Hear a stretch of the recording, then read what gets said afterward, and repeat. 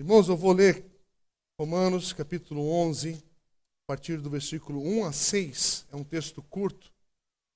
E vou ler na Nova Almeida atualizada, que diz assim: Então eu pergunto, será que Deus rejeitou o seu povo? De modo nenhum. Porque eu também sou israelita, da descendência de Abraão, da tribo de Benjamim.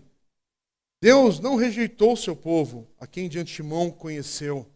Ou vocês não sabem o que a Escritura diz a respeito de Elias, como pediu com insistência diante de Deus contra Israel, dizendo: Senhor, mataram os teus profetas, derrubaram os teus altares, sou o único que sobrou e procuram tirar minha vida.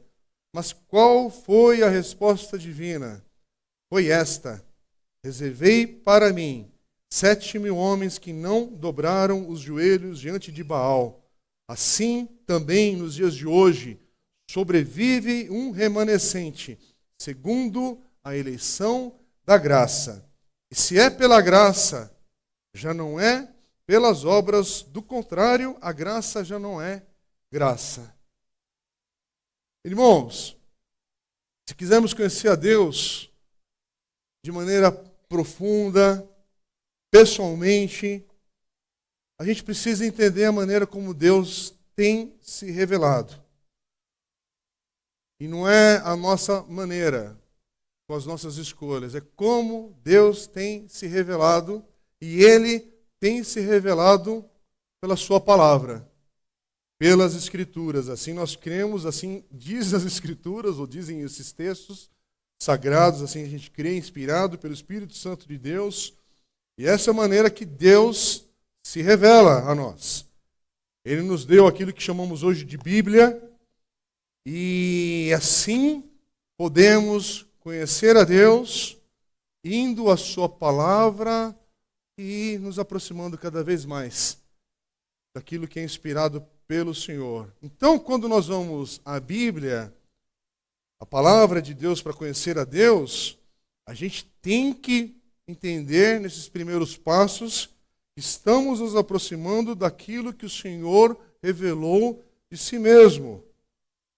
E quando a gente se aproxima desse texto, da palavra de Deus, a gente descobre, a gente percebe que isso aqui, apesar de termos 66 livros e cartas e diversos tipos de texto e gêneros nesse texto, tipos de literatura diferente, porque aqui tem um texto apocalíptico, aqui tem texto histórico, aqui tem texto poético e um monte de outras variedades de texto. Não é apenas uma forma, uma maneira de escrever e de falar e de ensinar, é uma abordagem. Mas o todo desse livro, escrito por autores diferentes, mas inspirados pelo mesmo Espírito de Deus, apresenta para nós uma história, há um todo, há uma conexão, há uma história aqui que, inclusive, se você participar do estudo bíblico que vamos iniciar semana que vem, olha que legal, né? Não combinamos essa data, esse prazo e essa mensagem de hoje não foi encomendada, mas domingo que vem estaremos iniciando um estudo bíblico aqui mensal pela manhã, como já foi compartilhado, e nesse primeiro encontro o Marcos vai estar falando justamente sobre essa narrativa da criação, queda, redenção, consumação. E a gente precisa entender que quando nós temos a Bíblia Sagrada em nossas mãos, aliás, por isso, mais uma vez eu vou enfatizar, separe domingo que vem para estar aqui conosco aprendendo da palavra de Deus, porque é riqueza demais, irmãos. É muito assunto, muita coisa, é maravilhoso. Sempre tem algo novo para nós. Sempre tem algo novo para a gente crescer. E aí quando você percebe, peraí, esse texto, essa história, ela se move numa direção. Não é de qualquer jeito. Ela se move da predestinação para a criação, para o chamado de Abraão, Isaque e Jacó. Depois vai falar sobre a escravidão de Israel no Egito, no Êxodo, a entrega da lei, peregrinação no deserto, terra prometida, juízes, monarquia com os primeiros reis, Saul, Davi, Salomão, depois o reino dividido de Judá, Israel, exílio babilônico, o retorno à terra natal, um silêncio entre o Antigo e o Novo Testamento, a vinda do Messias, Jesus, a rejeição de Cristo, de Jesus Cristo pelo seu povo, crucificação, ressurreição, ascensão, derramamento do Espírito Santo no Pentecoste, a queda de Jerusalém por volta do ano 70, e depois essa disseminação do senhorio de Cristo entre as nações e onde nós estamos hoje, sendo alcançados por essa palavra, naquilo que foi espalhado mundo afora. Há uma história, há algo acontecendo, há uma narrativa verdadeira, a principal, né, que agora está na moda falar sobre narrativa, né? Essa é a narrativa da vida, essa é a narrativa da história. Então, quando a gente lê, quando nós temos a nossa Bíblia conosco, palavra de Deus, a gente chega nesse momento, ou nessa oportunidade, e pede ao Senhor: Senhor, mostra mais de Ti. Senhor, pela Tua misericórdia e graça, Senhor, me mostra como o Senhor tem agido na história, como o Senhor tem falado e mostrado essa atuação na história, no dia a dia, na vida. Então, quando a gente chega a Deus, a gente chega ao Senhor buscando entender, aprender e de alguma maneira, aliás, perceber onde nós estamos nisso, onde é o nosso momento, nós vemos como o Senhor agiu e continua a agir na história, como Ele nos deu um texto, um livro que nós falamos inspirado, sagrado nesse sentido, para contar essa história e explicar o que significa tudo isso. Então, um dos capítulos que nos chama a atenção para essa história é o capítulo agora que a gente entra, Romanos 11. Se Romanos 10 foi difícil, Romanos 11 é uma continuação desse grau de dificuldade que é, em pouco tempo, em um texto resumido, falar daquilo que o Senhor tem feito. E Romanos 11 é essa abordagem. Tudo sobre a maneira como Deus agiu e agirá com relação a Israel e as demais nações na história. É isso que fala o capítulo 11. Por isso que o capítulo 11 continua sendo tudo sobre Deus, como Ele é, quem Ele é e como Ele age. É por isso que história é importante, mas é entender que a história existe para revelar Deus. É tudo sobre Ele, tudo por Ele, dele, por Ele, para Ele. Começo ao fim. É entender que esse universo existe para exibir, mostrar essa plenitude da glória, das perfeições de Deus. Irmãos, semana passada tive a oportunidade junto com a Dê de descansarmos e fomos a uma linda praia. Você está numa praia com temperatura ideal, com um clima da natureza bonito e belo. Como é triste estar na praia e ver pessoas apressadas na praia, com celular, com fone de ouvido, com um monte de coisa aparelhada, mas sentado no quiosque, né? Tomando, desfrutando ali de alguma coisa, mas distraída daquilo que o Senhor nos deu, daquilo que Ele fez e daquilo que Ele revelou na criação. E não aprende a contemplar. Se a pessoa não consegue contemplar a própria criação que revela a glória de Deus, imagina se concentrar num texto bíblico que fica perdida para cá e para lá e assim. Mas, contudo, quando você está ali, consegue contemplar o Senhor, sabe, você vai, de repente, ter a oportunidade de ir num bom restaurante e comer uma boa carne, vamos falar isso um pouco antes do almoço, né? É um momento aqui delicado, mas, sabe, aquela boa refeição, não apenas no sabor, mas quando você está numa mesa que é bonita, que está bem arrumada, e não por vaidade, porque é bom, porque é belo, porque hoje está sendo exaltada a cultura do feio, né? Mas não, isso é diabólico, né? Porque o belo vem do Senhor.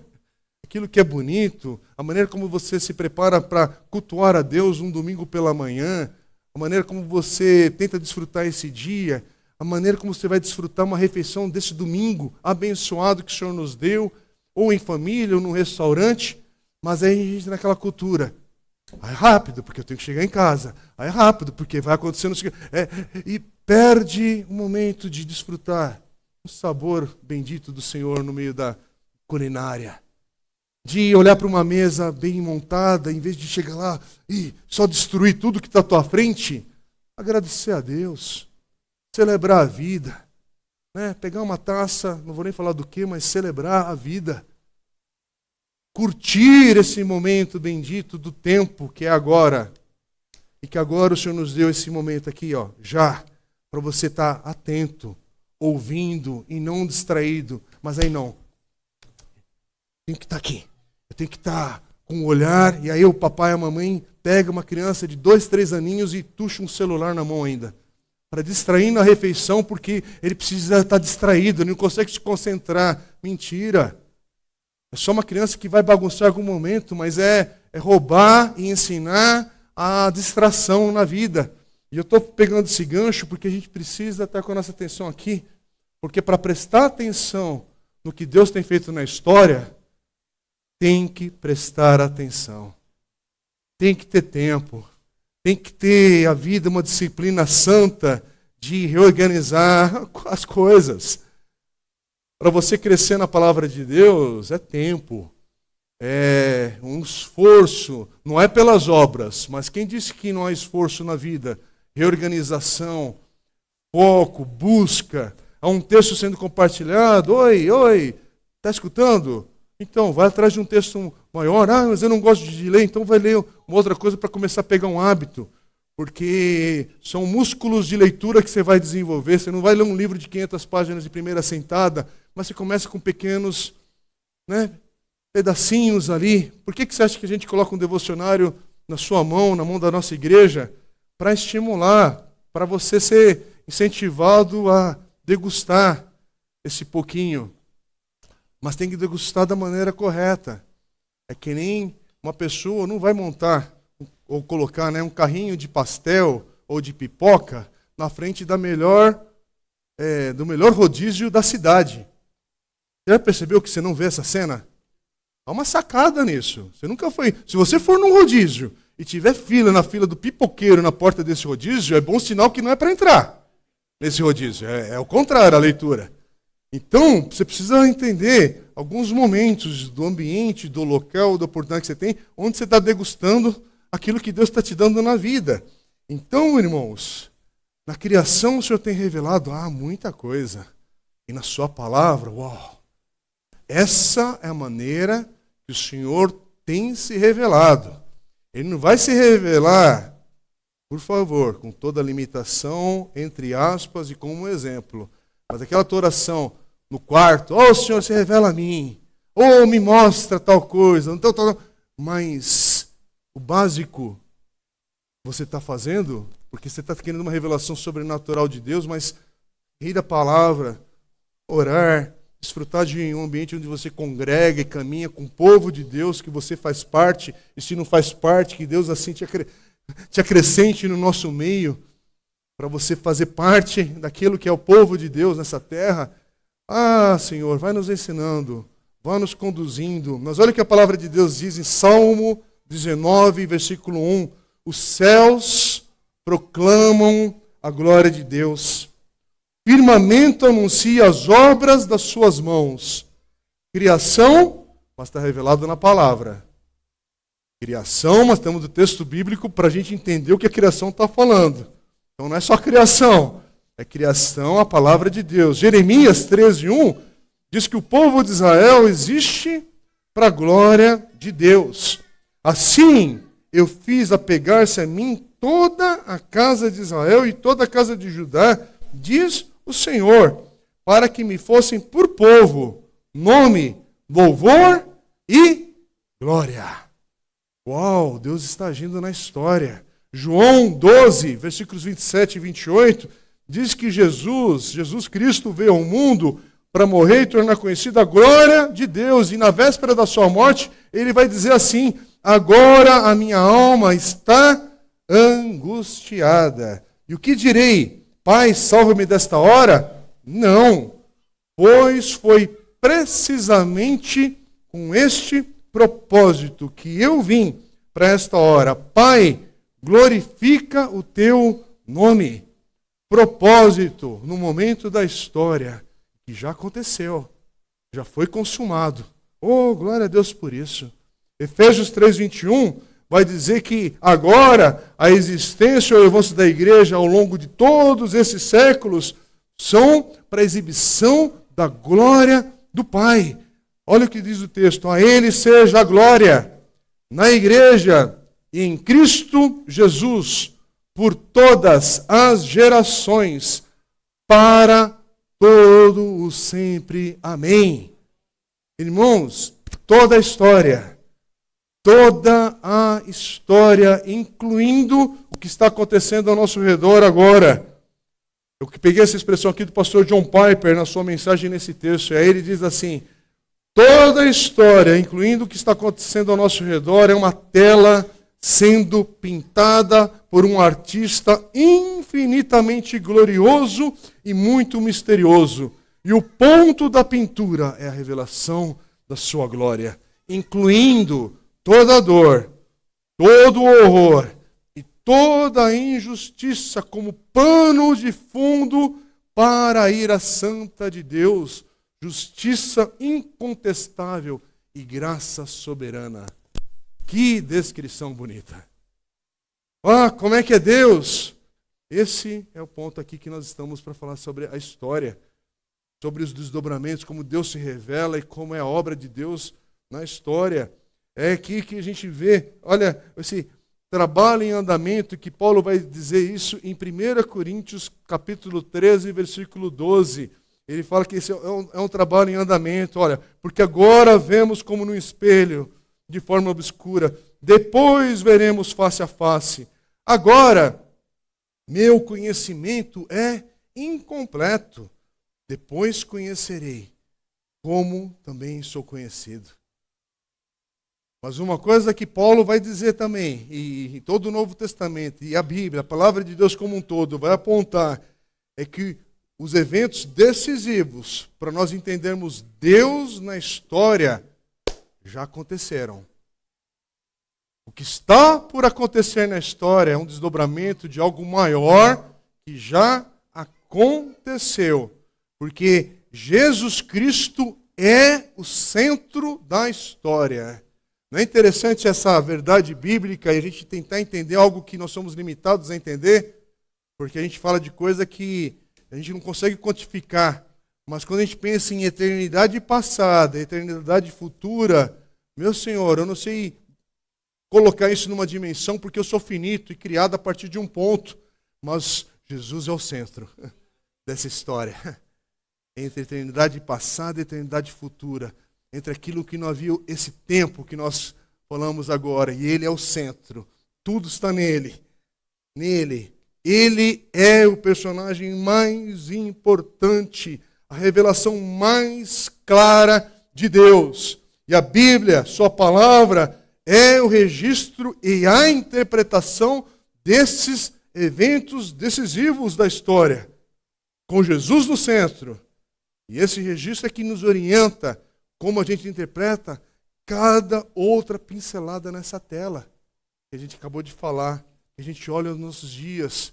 Um quadro que continua sendo pintado, que será uma hora finalizada. Essa grande obra de arte. Nessa obra de arte já mostra a grandeza de nosso Deus no evento da cruz do Calvário, na sua ressurreição, e esperamos que esse quadro se complete com a sua vinda, para buscar a sua igreja, seu povo. Mas nesse quadro tem muitos detalhes ali de dor, muita coisa para você observar, de horror, nesse quadro da história, mas tudo cooperando para aquilo que é o plano maior de Deus. Já não apenas revelado, mas concluído em Jesus. Porque quando Jesus disse da cruz, está consumado, foi o já basta ali do Senhor para todas as coisas. Fica firme, estamos nessa história. Romanos 11 é essa segurança que a gente tem de observar a obra de Deus na história. É um texto grande, é por isso que Paulo escreve Romanos 11, lembrando, é uma carta, ele está vindo, capítulo após capítulo, escrevendo, mas quando ele está aqui nesse capítulo 11, a conclusão tem uma Em algumas versões da Bíblia em português vai estar escrito doxologia, a partir do versículo 33, quer dizer, louvor a Deus. Ele fala algo tão grandioso que para tudo. É preciso louvar a Deus. Não é só blá blá blá, blá blá blá, blá blá blá teológico. Não é só passar por um texto e falar sobre predestinação, eleição, e isso, e graça, e fé, e tal, e virar a página. Não, não. É preciso louvar a Deus. É preciso dobrar os joelhos. É preciso exaltar o Senhor. Ele vai falar no versículo 33, ó profundidade da riqueza, tanto da sabedoria como do conhecimento de Deus. Quão inexplicáveis são os seus juízos, quão insondáveis são os seus caminhos. Tinha uma canção nos anos 80 e pouco, que a igreja cantou por vários anos aí, que era baseado nesse texto. Hoje há pouca canção nesse rico texto de Romanos 11, para você ver como a gente tem cantado coisas que, puxa vida, podia ser melhor, né? Há tanta pobreza bíblica nas canções de hoje. E que texto lindo, maravilhoso. Porque, irmãos, estamos num texto que eu oro e a gente precisa orar. Ô Senhor, trabalha no meu coração, porque eu preciso ter mais humildade, mais reverência e admiração para aquilo que eu vejo na sua palavra. Mas você tem ido à palavra de Deus? Senão a coisa não vai crescer no teu coração. Essa humildade, admiração, esse senso de reverência vai crescer para quem caminha aos pés do Senhor. E Ele se revela pela sua palavra. E a gente precisa prestar atenção, porque para muitos ouvidos, que a palavra de Deus não é algo que continua na vida, continua no amanhã, e no depois de amanhã, e no dia a dia. Para pessoas que vivem nesse mundo caído, secular, egocêntrico, que tudo é sobre gestão de tempo, e como ter mais lucro aqui, onde aprender a aplicar e me aposentar com investimentos, e onde fazer não sei o quê, e onde comprar agora a sua Bitcoin, e não sei o quê e tal, e a sua Bet agora, daqui a pouco eu vou inventar uma Bet Gospel, né, para você investir no reino de Deus. Aí você fala assim, eu falo isso brincando, e daqui a pouco já tem um doido aí, né? E não foi ideia minha não, irmãos, é só um insight aqui, né? Que é só a época maluca que a gente está vivendo, né? Aí, em vez da pessoa ofertar com generosidade em missões, ele vai criar um negócio e distorcer ainda, né? É isso. Mas como é que você caminha? Palavra de Deus, texto das Sagradas Escrituras, e pedindo ao Senhor, tem misericórdia de mim, Senhor. Trabalha no meu coração. Trabalha em toda essa riqueza de valores para a minha vida, para a minha casa, a minha família, para começar em mim algo do Senhor, para contagiar meu lar, minha casa, a tua igreja.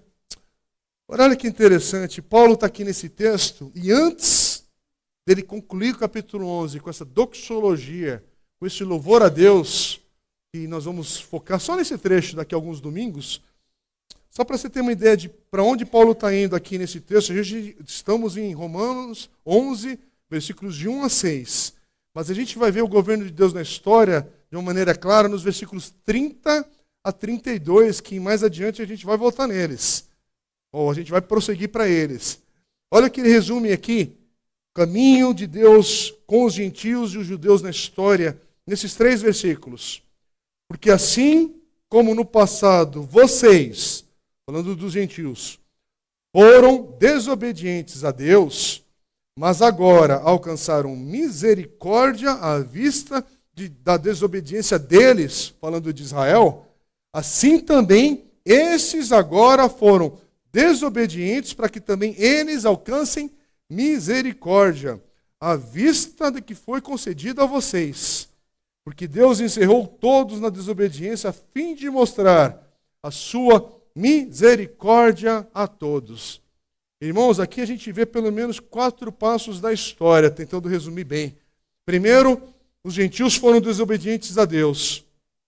Quer dizer, tem uma longa história de deixar as nações seguirem o seu próprio caminho, enquanto Deus focava a sua obra redentora em Israel. porque os gentios já tinham sido desobedientes ao Senhor. Mas dá um segundo ponto aqui, que então houve a tal desobediência decisiva de Israel, que a gente já viu ali em Romanos 9, versículos 32 e 33, quando Jesus se torna a pedra de tropeço para Israel, quando Israel rejeita o seu Messias e tropeça na pedra de tropeço, que assim se torna Jesus. Mas depois, nessa sequência, é essa desobediência dos judeus que leva a misericórdia para os gentios, enquanto o evangelho se espalhava entre as nações. Observe isso no versículo 31, que a gente acabou de ler agora, que aqui não é mera coincidência, não é uma mera sequência, é o plano de Deus, é o plano divino do Senhor. Eles, Israel, agora foram desobedientes para que pela misericórdia mostrada a vocês, gentios, eles também possam agora receber misericórdia. Mas tem um quarto passo aqui. Israel recebe misericórdia por causa da misericórdia mostrada aos gentios. Ah, que coisa bonita de Deus. Deus pretendia mostrar misericórdia a todos, aos judeus e aos gentios. E aí essa desobediência de ambos agora gera essa misericórdia do Senhor. Versículo 32. Isso aqui é para nos tornar humildes, mais uma vez, irmãos. Que a gente possa ter um coração disposto a seguir o Senhor e os seus caminhos, como termina o capítulo 11, seus caminhos insondáveis e inescrutáveis, e conhecê-lo. Aí a gente vai para os versículos de 1 a 6 agora, para ver esse caminho do Senhor, essa obra de Deus aqui na história. Primeiro, é interessante que o capítulo 11, versículo 1, começa com Deus mostrando aquilo que ele não faz. Quer dizer, ele começa afirmando que ele não rejeita o seu povo. Versículo 1. Então eu pergunto, será que Deus rejeitou o seu povo? De modo nenhum. E aí ele fala de algo que Deus fez, porque ele os conhece de antemão. Versículo 2. Deus não rejeitou o seu povo, a quem de antemão conheceu.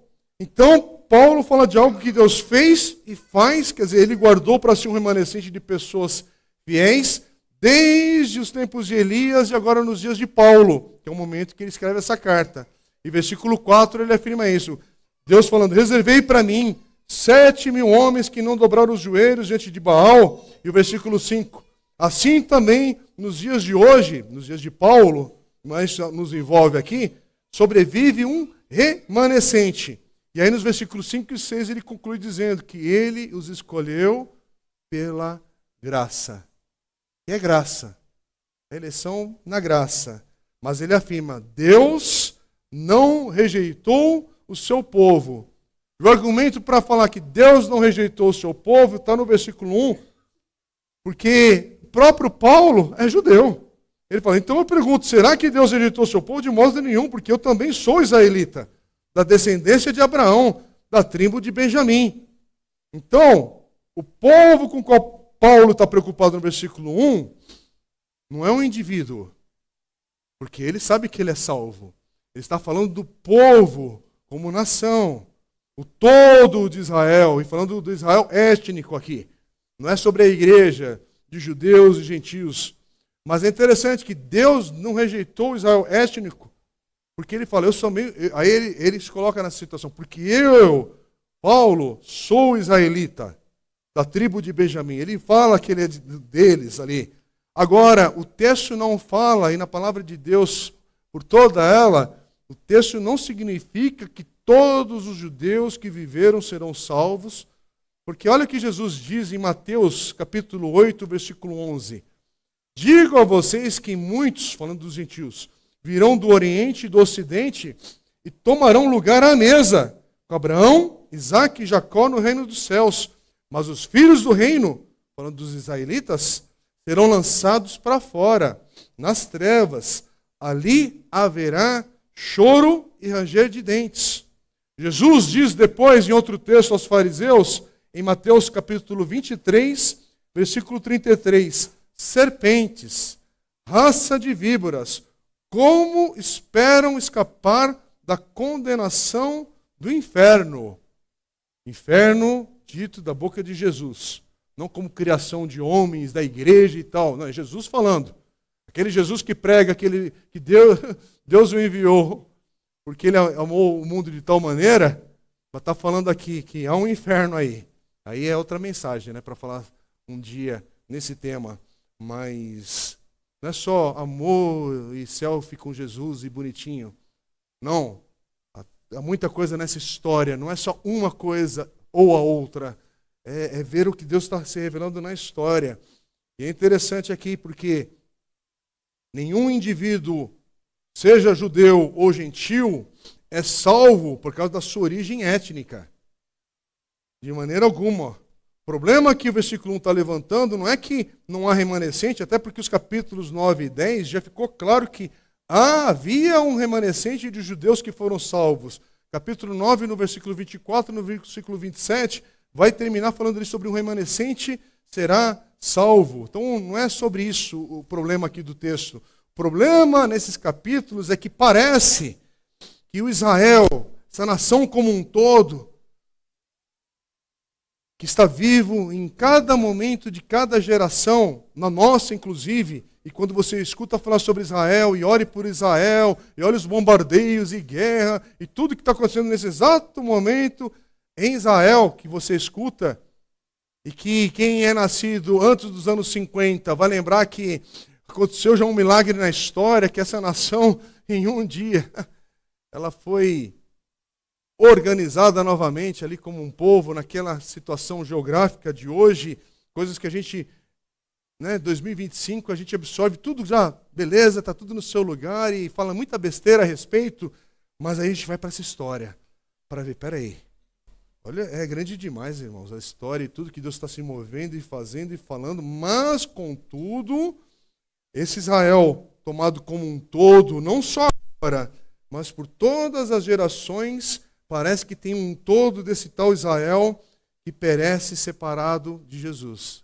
do Cristo. Essa é a relação aqui do versículo 1. E Paulo aqui diz que não, Deus não rejeitou o seu povo, o povo de Israel como um todo, em qualquer geração dada. Não os rejeitou por quê? Porque diz o versículo 2 que ele de antemão conheceu. Falando dessa presciência, do pré-conhecimento de Deus. Quer dizer, Deus conheceu de antemão. Quer dizer, se conheceu de antemão, ele não pode rejeitá-los. É uma ordem, irmãos. Aqui tem lógica também, que é uma coisa que falta para os tempos atuais. A gente lê e entender algumas coisas que implicam aqui em discernir um texto. Mas é difícil, tá? Não estou falando isso de maneira besta assim. É um texto difícil. Mas a presciência implica que Deus tem um compromisso com esse povo que ele separou, Israel. Essa aliança que Deus tem com Israel não pode ser quebrado. É por isso que Paulo tem certeza que Deus não rejeitou Israel como um todo, porque ele os conheceu de antemão. No passado ele os conheceu. Mas o que significa então um pouco só? Vamos no início, numa introdução sobre essa tal presciência de Deus. A gente tem um versículo em Amós, capítulo 3, versículo 2, que fala um pouco da relação com todo o povo de Israel, que aqui fala sobre Deus. Deus diz assim a Israel: de todas as famílias da terra, somente a vocês eu escolhi. Olha que texto profundo e sério. Talvez aqui é a presciência de Romanos 11, versículo 2. Israel, um povo pré-conhecido de Deus, povo escolhido de Deus, the chosen. Os escolhidos. Mas não ficou só Israel étnico. É algo maior. E aí a gente lê Romanos 11, versículos 28 e 29. Quanto ao evangelho, eles, Israel, são inimigos de Deus por causa de vocês, gentios. Mas quanto à eleição, amados por causa dos patriarcas, porque os dons e a vocação de Deus são irrevogáveis. Opa! Israel é um povo que tem uma promessa. Não é porque é uma nação que não erra, é porque é uma promessa, uma aliança irrevogável de Deus. Algo aqui anterior. Mas há um remanescente crente, crê em Deus, que crê em Jesus Cristo, que não é esse tal inimigo de Deus do versículo. O inimigo de Deus aqui é um outro todo dessa nação. Então, irmãos, aqueles que são judeus étnicos, mas estão em Cristo Jesus, é outra coisa. É outra coisa. E tem um Israel ainda desobediente, que tem rejeitado esse senhorio de Cristo Jesus. Aquilo, seriedade de texto, que a gente não pode falar rapidamente algumas coisas. A gente tem que degustar aqui, tem que ficar aqui. Romanos 11, 28 é uma referência a esse Israel como um todo, vivo em qualquer geração. Isso que a gente chama de judeus, generalizando, e que rejeitaram a Cristo. E aqueles que rejeitaram a Cristo, no mundo judeu ou não, são os inimigos de Deus. Mas não é toda a história. É aí que está o ponto. Não é toda a história. Tem mais. Porque há também um futuro para esse Israel como um todo. Opa, tem coisas que ainda estão por acontecer. Sim. Por isso que sempre que você vê alguém irritado demais, com muita energia contra o Israel de agora também como nação, ora por essa pessoa. Porque Deus está trabalhando nesse Israel como um todo. E há uma promessa para Israel, povo étnico também do Senhor. Mas ainda não estamos lá. Daqui a pouco a gente foca nisso. É muita coisa, irmãos. Porque Deus os conheceu de antemão. Há promessas irrevogáveis de Deus. Deus fez uma aliança com seus antepassados. Então, que esse Israel também ainda vai desfrutar, é porque tem uma aliança no passado. Apesar da desobediência. Então, na mente de Paulo, o fato de que há um remanescente de crentes judeus, crentes em Jesus, no Messias, que Deus guardou para si, os versículos 4 e 5 de hoje, sinaliza Paulo que Deus não terminou com o seu povo, Israel. O Israel como nação no todo. Deus ainda está fazendo algo. Deus ainda está por completar algo ali. Porque Deus guardou no meio deles um remanescente de acordo com a eleição da graça. Mas vamos aplicar para nós aqui hoje. Suponha que alguém levantasse a objeção oposta, o contrário, para nós, gentios, aqui hoje. Eu e você, que não somos judeus étnicos a princípio, se tiver algum judeu étnico aqui, enfim, absorve aí da maneira como você está entendendo isso. Mas suponha que alguém perguntasse de outra maneira, Deus rejeitou os gentios? E estão olhando para a tua vida, para uma resposta para essa pergunta. Será que você conseguiria falar como Paulo fez na última parte do versículo 1, mas se colocando agora como gentio? Você poderia dizer que não. Deus de forma alguma rejeitou os gentios, porque eu sou um deles. Eu sou um desses gentios e não fui rejeitado.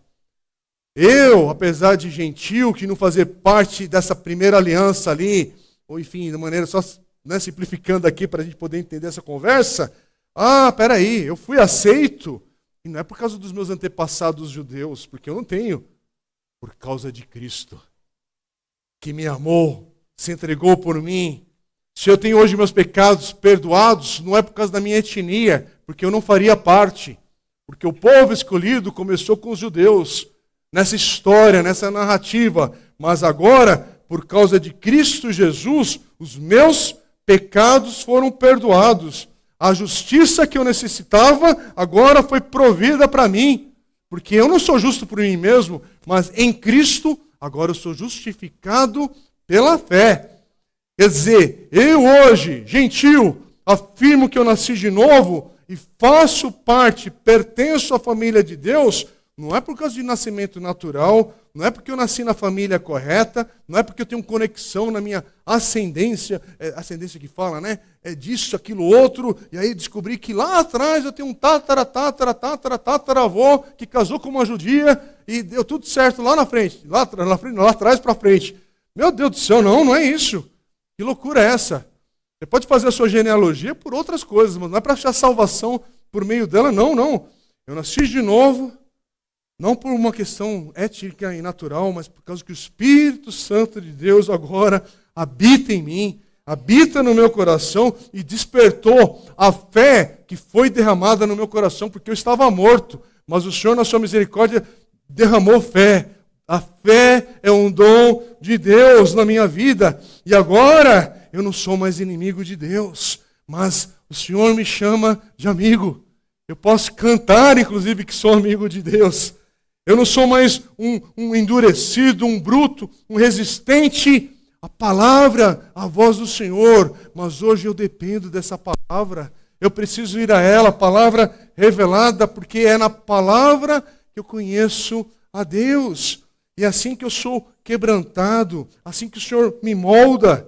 Não, Deus não rejeitou os gentios, porque eu olho para a minha vida e para a vida dos meus irmãos aqui e na história da igreja e vejo que Ele está fazendo algo novo.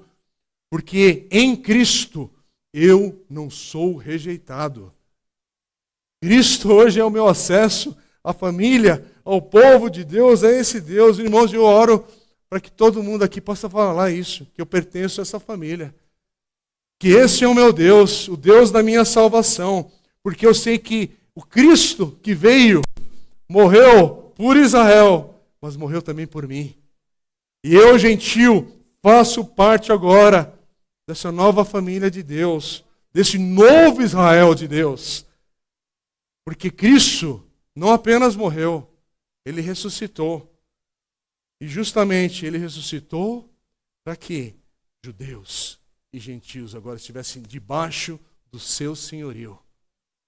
A pergunta aqui hoje não é sobre se você é israelita, judeu ou gentio. A pergunta é quem é o seu Senhor. Hoje, na sua história.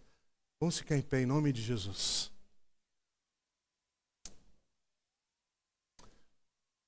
E vamos orar. E vamos invocar o nome do Senhor. Ah, Deus, obrigado pela tua salvação.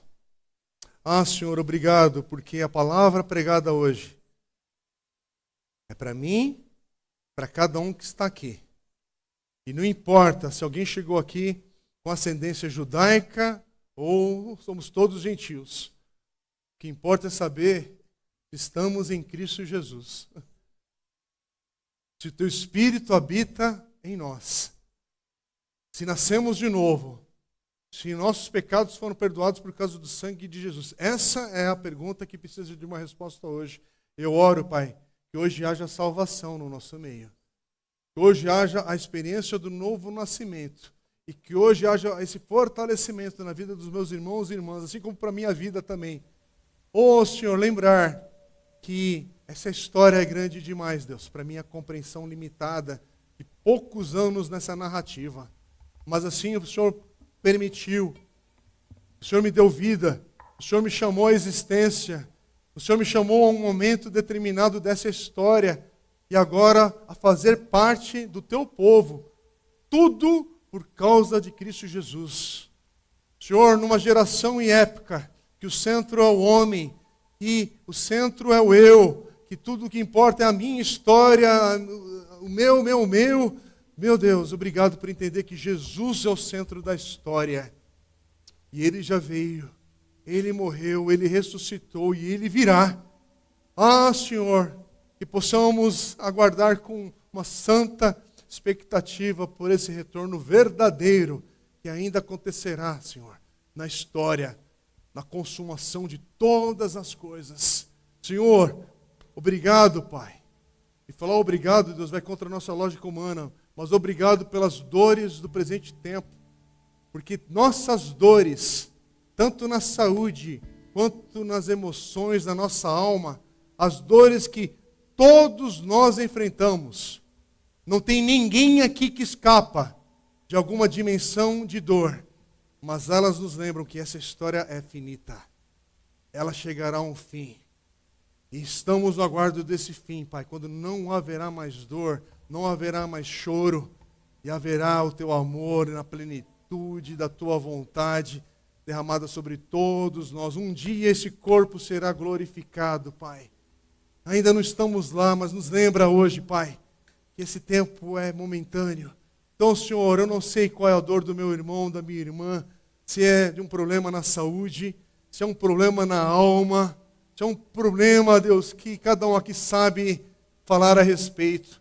Mas nos lembra, Senhor, que estamos para experimentar esse novo tempo com o Senhor, onde tudo